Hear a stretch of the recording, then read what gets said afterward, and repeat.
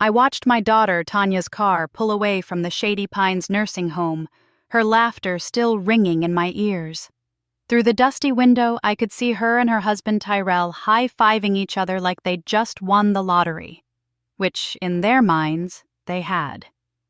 They thought they'd finally gotten rid of me.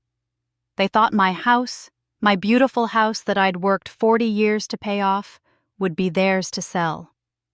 They thought I was just some foolish old woman who didn't know what was happening to her. They had no idea I'd bought this entire building last week. Let me tell you, standing in that lobby with my suitcase, watching them celebrate my supposed downfall, that was the sweetest moment of my 72 years on this earth. But I'm getting ahead of myself. You need to understand how I got here, how my own flesh and blood could do this to me, and how I turned their cruelty into the biggest mistake of their lives. Before we continue, please tell us where you're watching from so we know how far our stories reach, and subscribe to the channel to help us grow. My name is Gladys Bennett, and 6 months ago, I was living my best life. I had my house in the West End, the one my late husband Jerome and I bought back in 1978. Jerome passed 5 years ago, God rest his soul, and I'd been managing just fine on my own. I volunteered at Greater Hope Baptist Church every Tuesday and Thursday, played bid whist with my girls on Friday nights, and cooked Sunday dinner for whoever wanted to come by. I had my garden, my routines, my independence, and my dignity. Tanya had moved out 20 years ago, married Tyrell Jackson, and they had 2 kids, my grandbabies Aaliyah and Cameron. Now, Aaliyah is 15 and Cameron is 12, and those children are the light of my life. At least, they were until Tanya started keeping them away from me. It started small. Tanya would call and say, "Mama, we can't make it to Sunday dinner this week. The kids have too much homework." Then it was, "Mama, we're just so busy with their activities." Pretty soon, months would go by without me seeing my own grandchildren. When I'd call, Tanya always had an excuse. When I'd try to talk to the kids, she'd say they were sleeping or at a friend's house. I should have known something was wrong, but I'm a mother, and mothers want to believe the best about their children, even when all the signs are screaming otherwise. Then my arthritis started acting up real bad about 4 months ago. Nothing I couldn't handle. I'd lived through worse. But my knees would ache something terrible when the weather changed, and my hands got stiff in the mornings. I mentioned it to Tanya during one of her rare phone calls. Just making conversation, you know? I wasn't asking for help. I've never been the type to ask for help. But Tanya latched onto it like a dog with a bone. Suddenly she was calling every day, asking about my health, wanting to know if I could still climb stairs, if I was forgetting to take my medications, if I was having trouble cooking for myself. At first, I was touched. I thought my daughter finally remembered she had a mama who loved her. I thought maybe we were going to rebuild our relationship. I was such a fool. 2 months ago, Tanya showed up at my house with Tyrell and some slick-talking man in a cheap suit who introduced himself as Richard Porter, an estate planning attorney. They sat me down at my own dining room table, the one Jerome built with his own 2 hands, and started talking about protecting my assets and planning for my future. "Mama," Tanya said, reaching across the table to pat my hand. Her nails were freshly done, bright red acrylics that I knew cost more than my weekly grocery budget. "We're worried about you, living alone in this big house, dealing with your arthritis. What if you fall?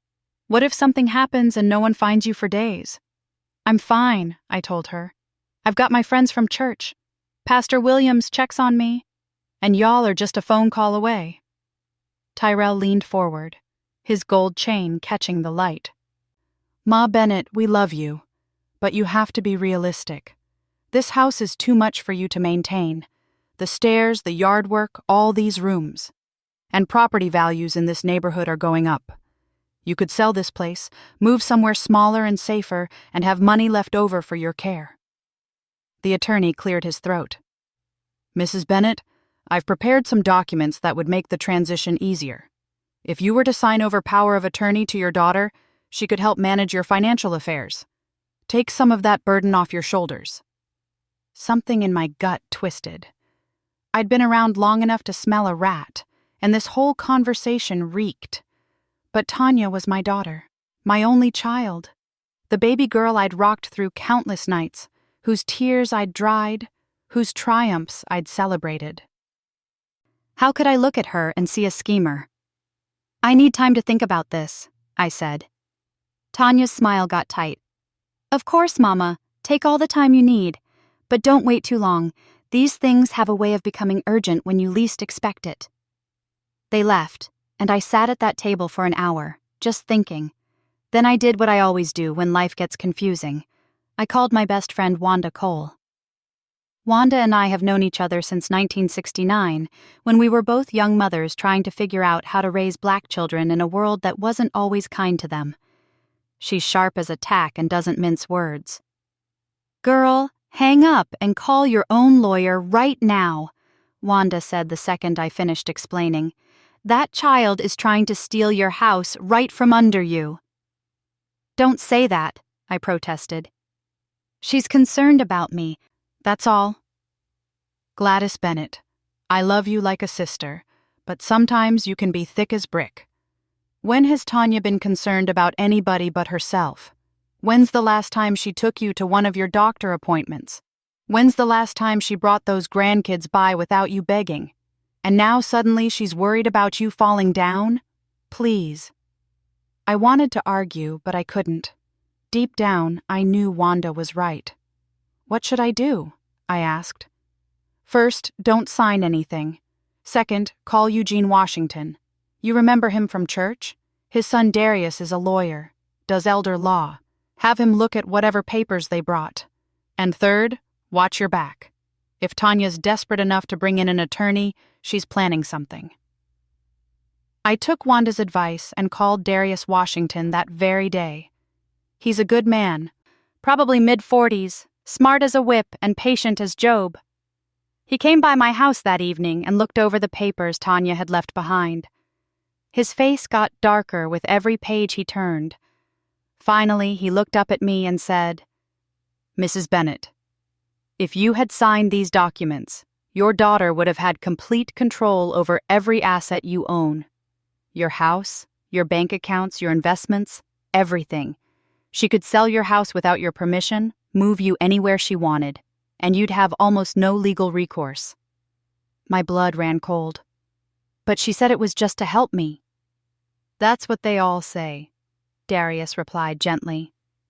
"Mrs. Bennett, I'm going to be straight with you. This is financial elder abuse. Your daughter is trying to exploit you." I wanted to cry. I wanted to scream. But mostly, I wanted to understand how I'd raised a child who could do this to me. Had I loved her too much? Not enough? Where had I gone wrong? Darius must have seen the devastation on my face because he softened his tone. "Look, you still have options. You haven't signed anything, which means you're still in control, but you need to protect yourself. Let me draw up some actual estate planning documents, a real will, a healthcare directive, and maybe a trust. And don't tell your daughter what you're doing." Over the next 2 weeks, Darius helped me get my affairs in order. We set up a trust that would provide for Aaliyah and Cameron's education, no matter what. We made sure my will was ironclad, and we documented everything Tanya had tried to do, just in case. But Tanya wasn't done, not by a long shot. She started coming by more often, always with Tyrell, always with that same fake concern dripping from her voice. She'd criticize how I kept the house, say things like, "Mama, this place is really getting away from you, isn't it?" She'd point out dust in corners I'd missed, dishes in the sink, anything to make me feel incompetent. Then she brought up the nursing home. "Mama, Tyrell and I have been looking at some nice facilities," she said one Sunday afternoon, sitting on my couch like she owned it. "There's this place called Shady Pines that has availability. It's got activities, 3 meals a day, nursing staff on site. You'd love it." "I'm not going to a nursing home," I said firmly. "I'm perfectly capable of living in my own house." "Are you, though?" Tyrell interjected. "Because from where we're sitting, you're struggling. And it's only going to get worse." I think you should at least look at it, Tanya pressed. Just a tour. What could it hurt? What could it hurt? Everything, as it turned out. But I was tired. Tired of fighting, tired of defending myself, tired of trying to prove I wasn't the helpless old woman they wanted me to be. So I agreed to tour Shady Pines just to shut them up. The place was a dump. Peeling paint, musty smell, staff that looked overwhelmed and underpaid. The residents sat in the common area like forgotten furniture, staring at a television that nobody was watching. My heart sank looking at them. This was supposed to be the twilight of their lives, and they'd been warehoused like expired goods. "What do you think, Mama?" Tanya asked, her voice too bright, too eager. "It's a nursing home," I said neutrally. "They're all basically the same, I suppose." That seemed to satisfy her. We left, and I thought that would be the end of it. But 2 days later, Tanya showed up at my house with papers. Real papers this time, not the power of attorney scheme. These were admission papers for Shady Pines. "What is this?" I asked. "We've secured you a spot," she announced, like she was doing me a favor. "You move in next week." "Excuse me?" "Mama, be reasonable. You can't stay here alone. We've already talked to a realtor about listing the house. You'll move into Shady Pines, we'll sell this place, and you'll have plenty of money for your care." "I never agreed to this."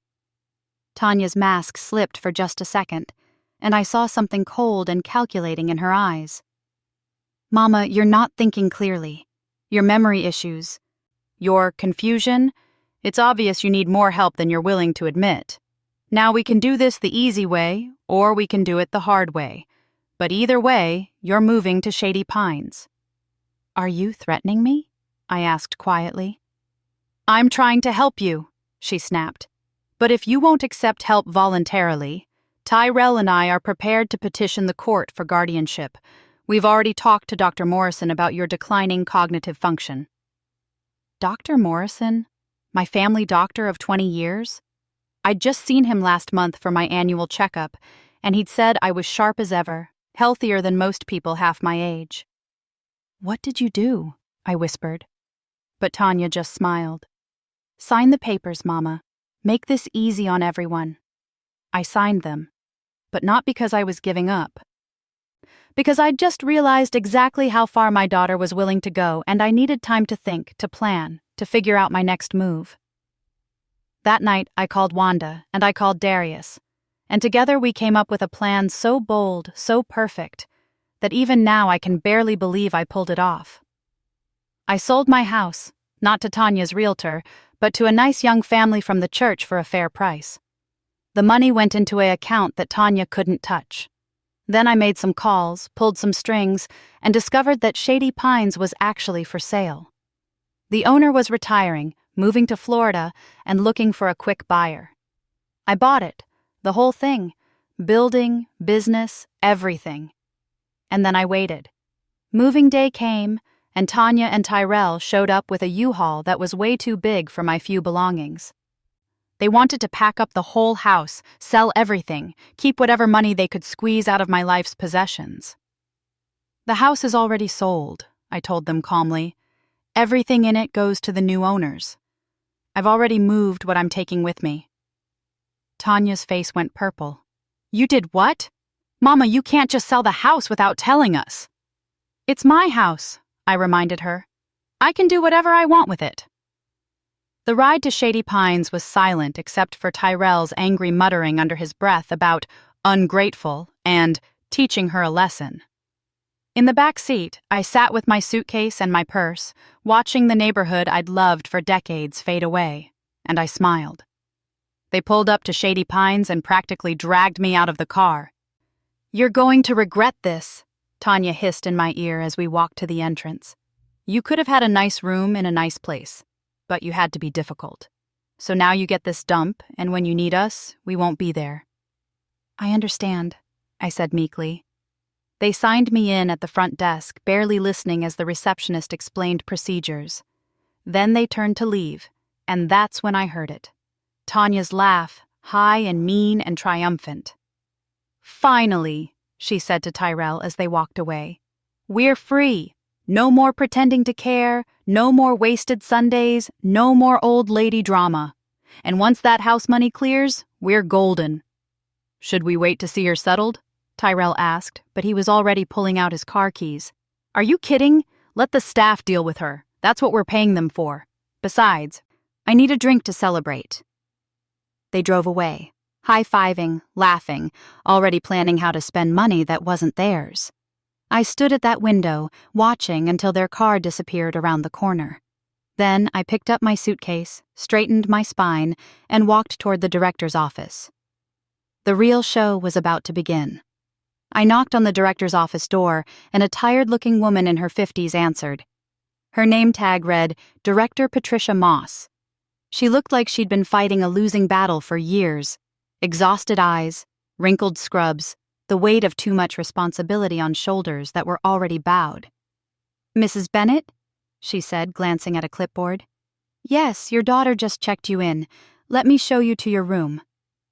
Actually, I interrupted gently, I think we need to have a different conversation. May I come in?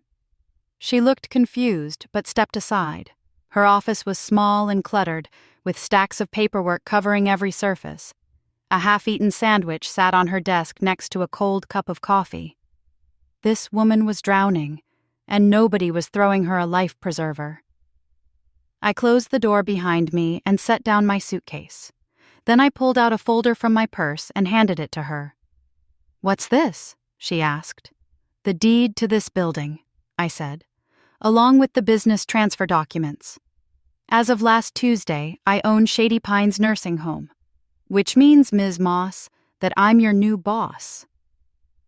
The clipboard clattered to the floor. Patricia Moss stared at me like I'd grown a second head. Then she looked down at the papers, flipping through them with shaking hands. I watched her eyes get wider with each page. This is but you just got dropped off like a regular resident, she stammered. My daughter doesn't know, I explained. She thinks she dumped her inconvenient mother in a rundown nursing home so she could steal my house and live her best life. She has no idea that I sold my house last week and used the money to buy this place. A slow smile spread across Patricia's face.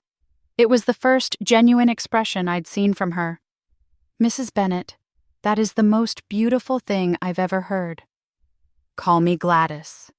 And before we celebrate, we need to talk about this facility.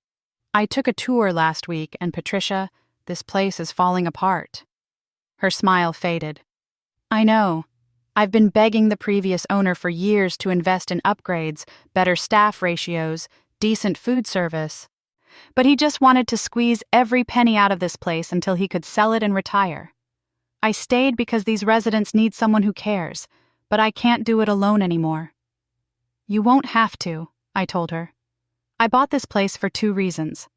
1, to teach my daughter the most expensive lesson of her life. And 2, because when I toured here, I saw people like me, forgotten, warehoused, treated like burdens instead of human beings with dignity and worth. That ends today. Patricia's eyes filled with tears. You're serious. Dead serious. Now, I need you to keep my ownership quiet for now. As far as everyone else knows, I'm just another resident. But you and I are going to work together to turn this place around, starting immediately. We spent the next 2 hours going over everything: staffing issues, budget problems, maintenance needs, resident complaints. Patricia had been keeping meticulous records of every problem, every shortcut the previous owner had forced her to take, every resident's unmet needs. She'd been documenting it all, hoping someone would eventually care. Someone finally did. First priority, I said, making notes, is safety and cleanliness. I want a full maintenance crew in here by Monday. Second is food. I saw what you're serving and my dog wouldn't eat that. We're hiring a real cook. Third is activities. These people aren't dead, they're just old. They need stimulation, purpose, community. That all costs money, Patricia warned. I have money. And this is how I'm choosing to spend it. On making sure people's final years are filled with dignity instead of despair. Patricia wiped her eyes. I've been praying for a miracle. I think you're it. I'm no miracle. I'm just a woman who got tired of being underestimated. I spent that first week living like a regular resident, but working behind the scenes with Patricia. During the day, I'd sit in the common room, getting to know the other residents. At night, I'd meet with Patricia to review contractor bids, interview potential staff members, and plan renovations. The residents of Shady Pines had stories that would break your heart. There was Eugene, a Korean War veteran who'd earned a Purple Heart, but couldn't remember the last time anyone thanked him for his service.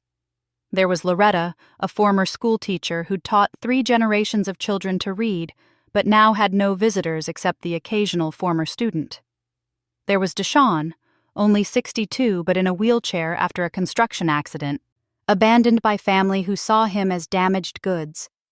These were good people who deserved better, and I was going to make sure they got it. On day 4, my phone rang. Tanya. "Mama, it's been 4 days," she said, her voice saccharine sweet. "I'm calling to check on you. How are you settling in?" "It's nice," I said, keeping my voice deliberately frail and confused. "The food isn't very good, though, and my room smells funny." "Well, it's not the Ritz, Mama. You get what you get. Anyway, I'm calling because we need to discuss your finances. Now that you're in care, Tyrell and I should really have access to your accounts. You know, to pay for your expenses." "I already paid for 3 months in advance," I said. "Patricia has the check." I could practically hear Tanya's teeth grinding. "Still, it would be easier if we had power of attorney. Remember those papers Richard brought over? Maybe we should have another look at those." "I'll think about it, baby." "Don't think too long, Mama. I'd hate for anything to go wrong with your care because of financial confusion."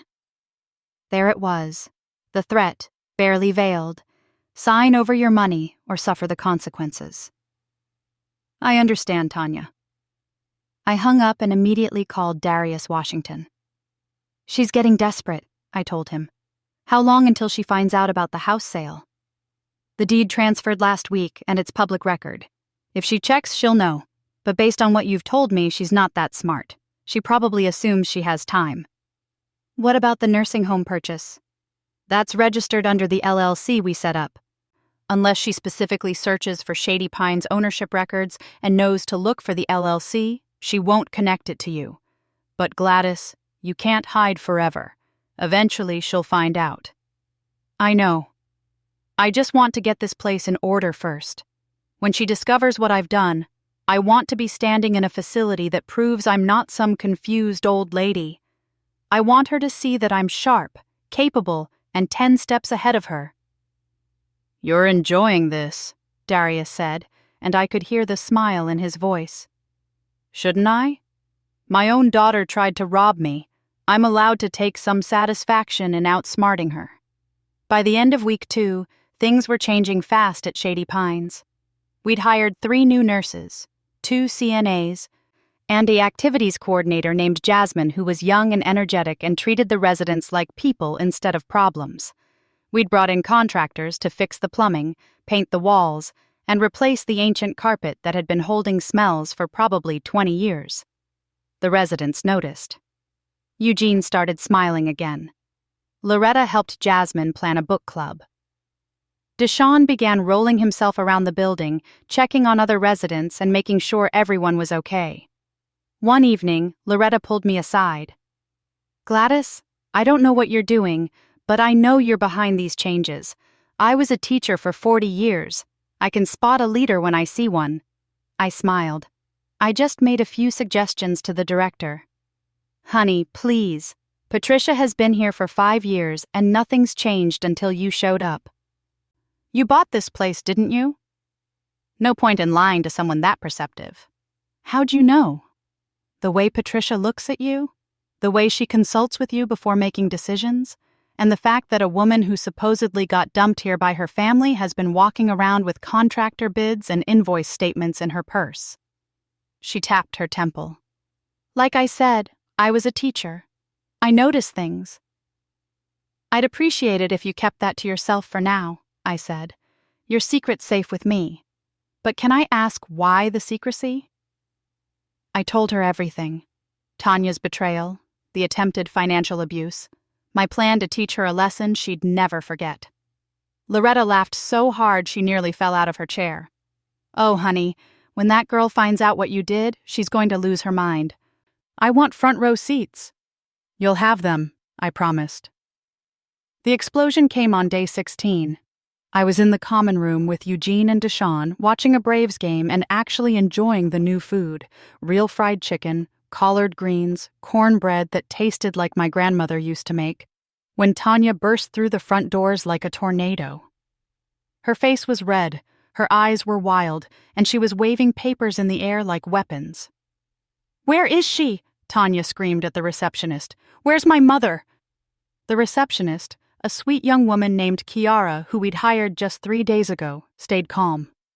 "Ma'am, I'll need you to lower your voice. This is a care facility." "I don't care what it is. Where is Gladys Bennett?" "I'm right here, baby," I called out from my chair.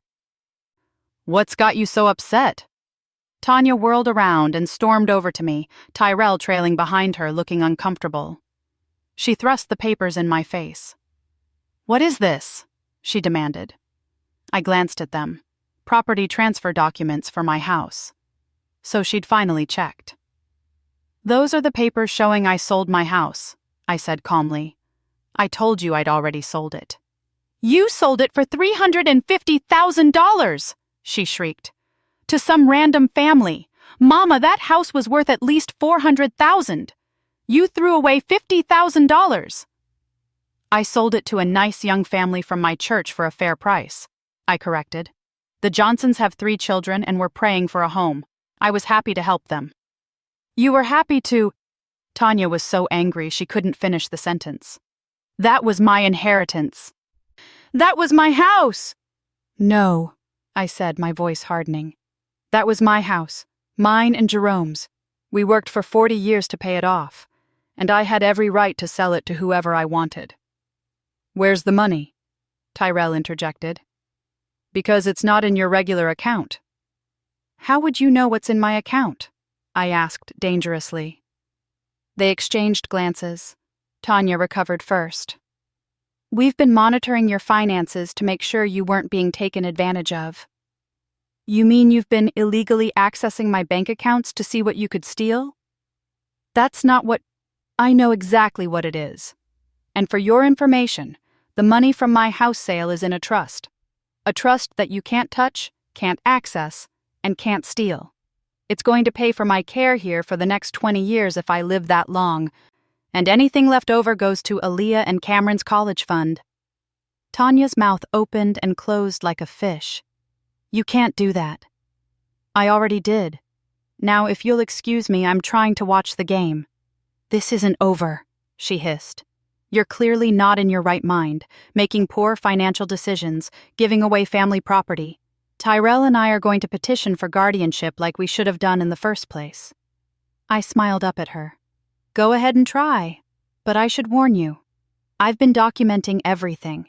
Your attempt to force me to sign power of attorney papers. Your threats. Your illegal access to my bank accounts. Your abandonment. I've got witnesses, recordings, and a lawyer who specializes in elder abuse cases. So please, file your petition. I'm looking forward to seeing you in court." For the first time, Tanya looked uncertain. "Mama, why are you doing this? I'm your daughter." "That's exactly why I'm doing this," I said softly. "Because you're my daughter, and I raised you better than this. But somewhere along the way, you decided that your mama's house and money were more important than your mama. You made your choice, Tanya. Now you get to live with the consequences." They left, but I knew it wasn't over. Tanya was too greedy, too desperate to let this go. That night, I couldn't sleep. I sat in my room, which Patricia had made sure was the nicest one in the facility, and thought about my daughter. The little girl who used to bring me dandelions and call them fancy flowers. The teenager who'd cried on my shoulder when her first boyfriend broke her heart. The young woman I'd been so proud of when she graduated college. Where had that girl gone? When had she become this cold, calculating woman who saw her own mother as nothing but a bank account? My phone buzzed. A text from an unknown number. "You think you're so smart, but you're going to regret embarrassing us like that. We'll make sure everyone knows you're senile. We'll take everything." I forwarded the text to Darius, adding just 2 words. Evidence collected. 3 days later, Tanya made her move. She showed up with a local news crew. "This is my mother," she told the reporter, cameras rolling. "She's being held against her will in this facility, and they've convinced her to turn against her own family.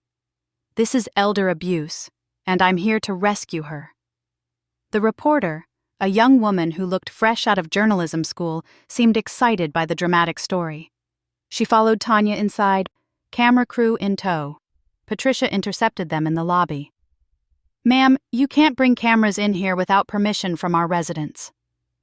"I have permission from my mother," Tanya declared, "and I'm reporting this facility for abuse and exploitation." "Is that so?" I said, emerging from the common room with Eugene, Loretta, and Deshawn behind me. "Well, let's set the record straight." I looked directly at the camera. "My name is Gladys Bennett. I am 72 years old, and I am of completely sound mind. I am not being held against my will. I am not being abused or exploited. In fact, I am happier here than I've been in months, because I'm finally free from my daughter's constant manipulation and attempts to steal my assets." The reporter's eyes went wide. This was better than the story Tanya had promised. "Mrs. Bites?" "Bennett," the reporter said. "Can you elaborate on that?" "My daughter tried to trick me into signing over power of attorney so she could control my finances. When that didn't work, she attempted to have me declared mentally incompetent so she could become my guardian. She pressured me to sell my house so she could take the money. And when I refused to cooperate with her schemes, she dumped me here and abandoned me, thinking I'd be too weak and confused to fight back." "That's not true," Tanya shouted. "She's confused. She's making things up." "I have documentation of everything," I continued calmly.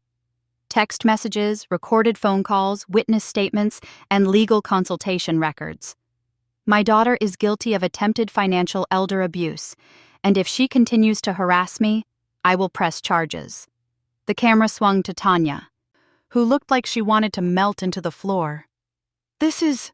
"She's lying. You can't believe," Tanya sputtered. "Get out," Patricia said firmly. "You're upsetting our residents. If you come back without an invitation, I'll call the police and have you arrested for trespassing." They left, the camera crew shooting footage all the way out to the parking lot. Tanya's face would be all over the evening news, but not the way she'd planned. Loretta squeezed my hand. "Girl, you are my hero." But I wasn't celebrating yet, because I knew Tanya. When backed into a corner, she didn't surrender. She got vicious. And I was right. 2 nights later, CPS showed up asking about my grandchildren. Someone had called in a report claiming Aaliyah and Cameron were being neglected, that their grandmother had been trying to document abuse but was being silenced by the family. The caseworker showed up at Tanya's house, frightening my grandchildren and humiliating my daughter. Of course, there was no abuse. Tanya might be a terrible daughter, but she wasn't a bad mother. The case was closed within hours. But Tanya knew I hadn't made that call. I would never weaponize CPS against my own grandchildren. Someone else was watching this family drama unfold and taking their own revenge.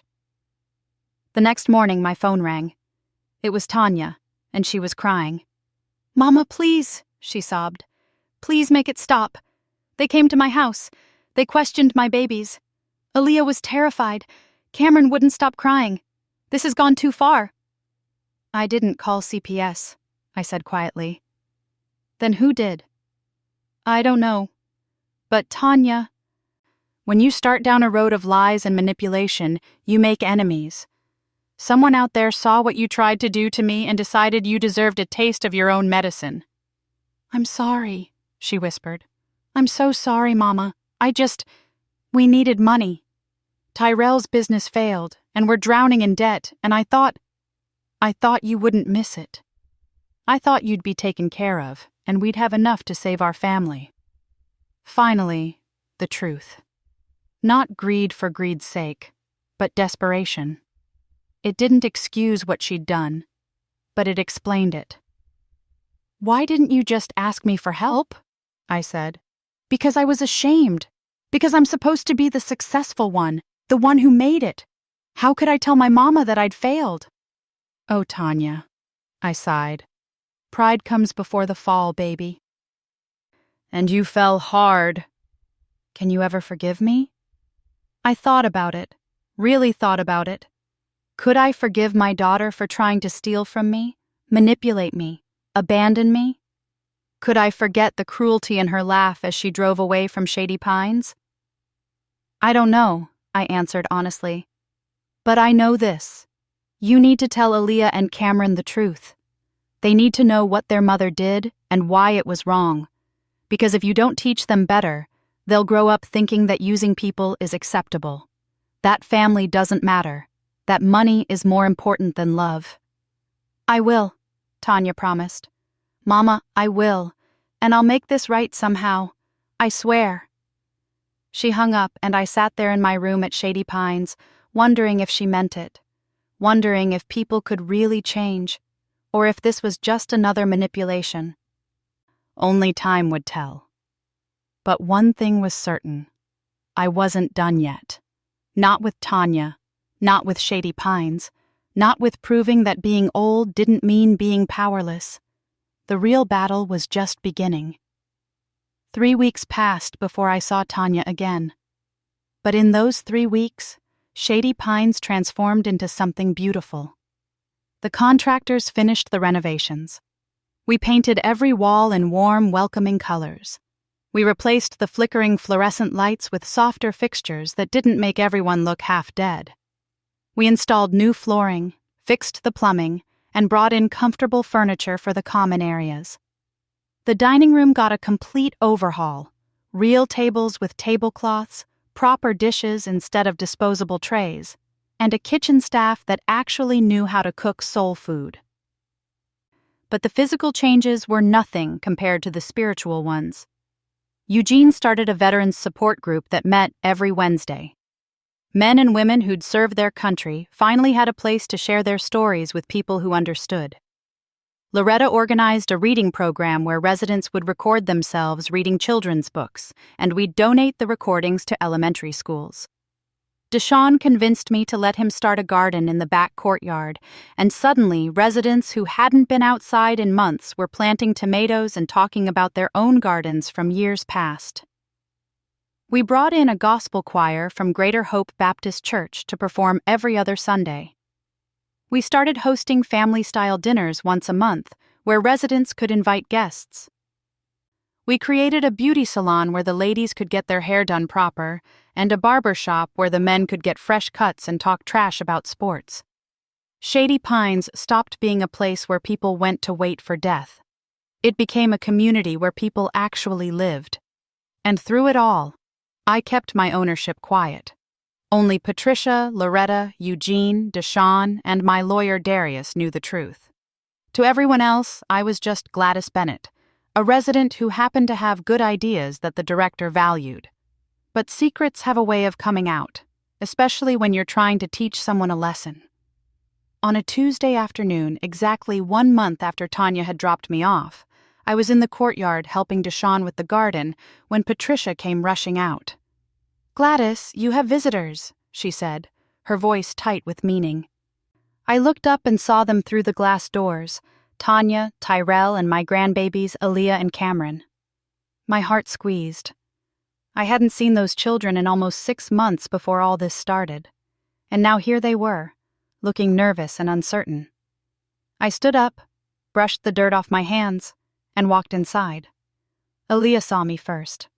She was 15 now, tall and beautiful with her father's eyes and my nose.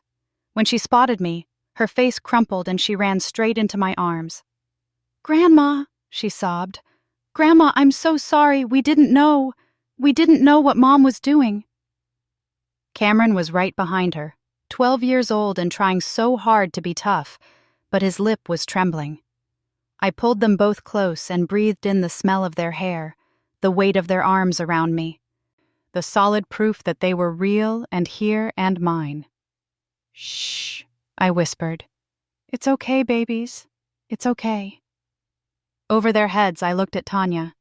She'd been crying. Her eyes were puffy and red. Tyrell stood behind her, his usual swagger completely gone, replaced by what looked like genuine shame. "Mama," Tanya said quietly, "we need to talk. All of us. The kids deserve to hear the truth." We sat in what we now called the family room, one of the new spaces we'd created, with comfortable couches and privacy. Patricia brought in sweet tea and cookies, giving me a significant look before she left. "Aaliyah, Cameron," Tanya began, her voice shaking. "Your grandma didn't abandon us. We abandoned her. I did something terrible, and I need you to hear it from me." She told them everything, the attempted power of attorney scheme, the plan to sell my house, the nursing home dump, her relief at finally being free from me. The kids' faces went from confused to shocked to horrified as the story unfolded. "Mom, how could you?" Aaliyah whispered. "Grandma always loved us. She never did anything but love us." "I know," Tanya said, tears streaming down her face. "I was desperate and scared and stupid. Your daddy's business failed and we were drowning in debt, and I thought I could solve everything by taking your grandma's money. I convinced myself it was okay because I was her daughter, because she was old, because I'd use the money to take care of our family. But I was wrong. I was so wrong."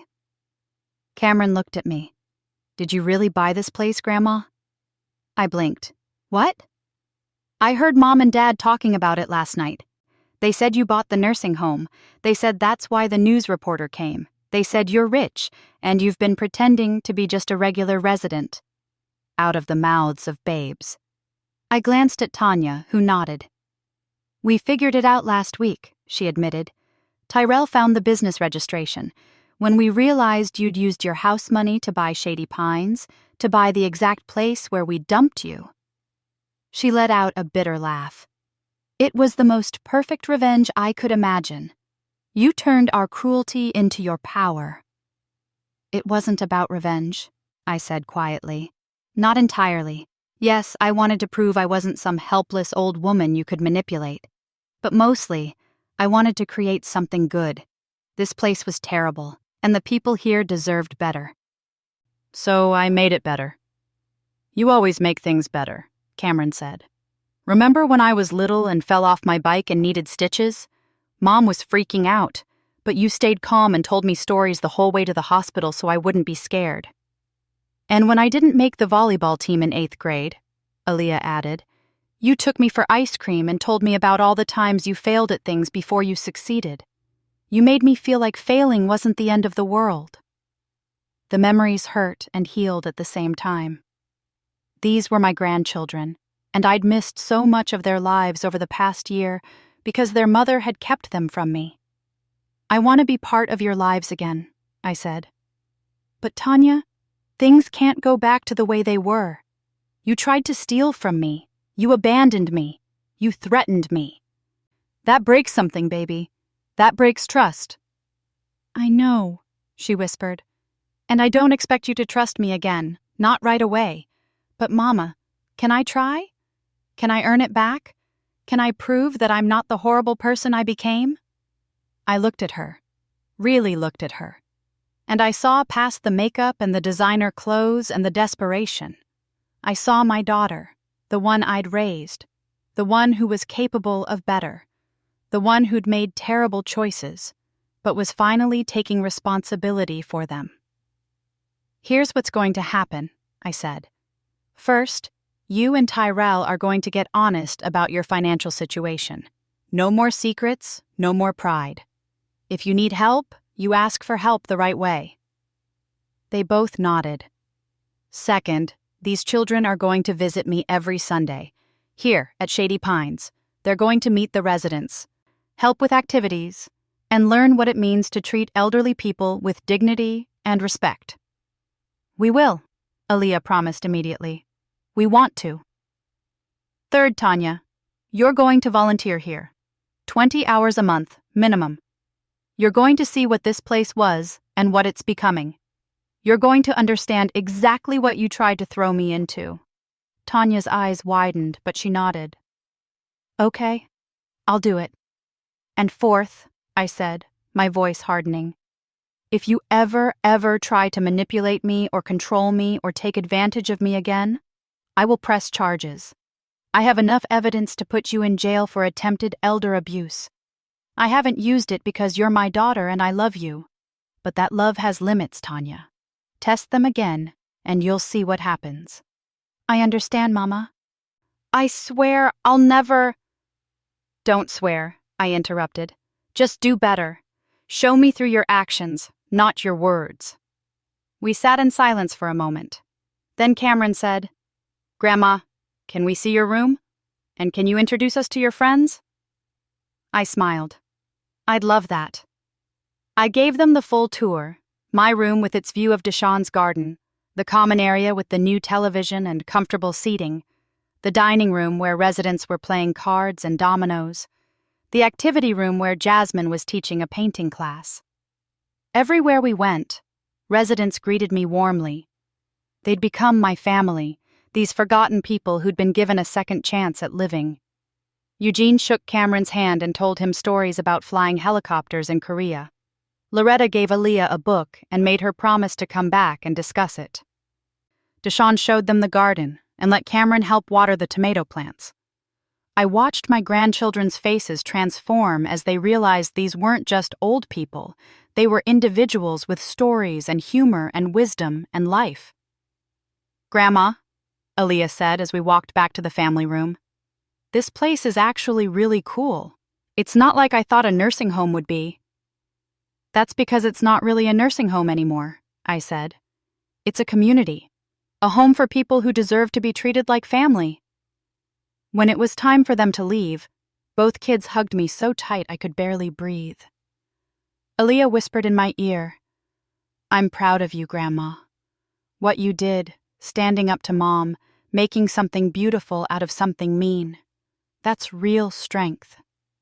Cameron added, when I grow up, I want to be like you. Strong and smart and not afraid of anything. I'm afraid of plenty, I admitted, but I don't let fear stop me from doing what's right. After they left, I sat in the courtyard as the sun set, thinking about everything that had happened. A month ago, I'd been dropped at this place like garbage, my own daughter laughing about finally being free from me. Now that same daughter was volunteering here, learning what real compassion looked like. My grandchildren were back in my life, excited to visit every week. And I was the owner of a thriving community that gave dignity back to people who'd been told they didn't matter. Loretta came and sat beside me. You did good, Gladys. Real good. It's not over yet, I said. Tanya has a long road ahead of her. Trust isn't rebuilt in a day. No, but it starts somewhere. And you gave her the chance to start. Over the next 3 months, I watched Tanya slowly become someone I could be proud of again. She showed up for her volunteer hours every single week, never late, never complaining. She helped serve meals, organized activities, and spent time listening to residents' stories. I watched her cry after hearing about Eugene's time as a POW. I saw her laugh with the ladies in the beauty salon, styling their hair with the same care she gave to her own clients. Most importantly, I watched her with Aaliyah and Cameron during their Sunday visits.